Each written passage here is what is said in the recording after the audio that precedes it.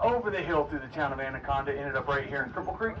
It ran there from December of 1894 right up until 1949 when they dismantled that old railroad and turned that into the highway that you guys used to get into town.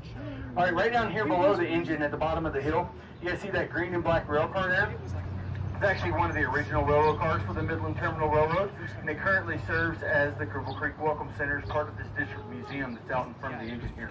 If you look back at our gift shop and our ticket office, that building is actually the original train depot for the town of Anaconda, which is a ghost town about 3.5 miles up the track here.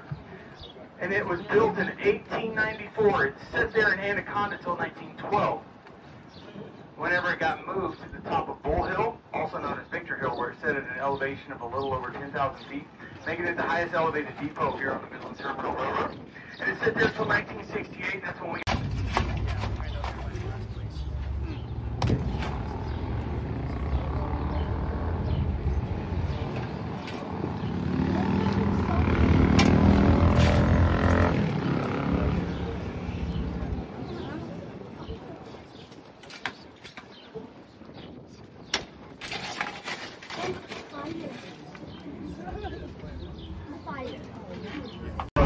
That building here was built in 1894. Ran this railroad right up until 1949.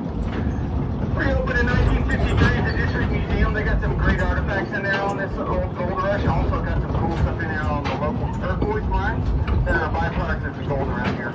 I'll get trying to get up here to the top of the grade. I'll get a chance to chat with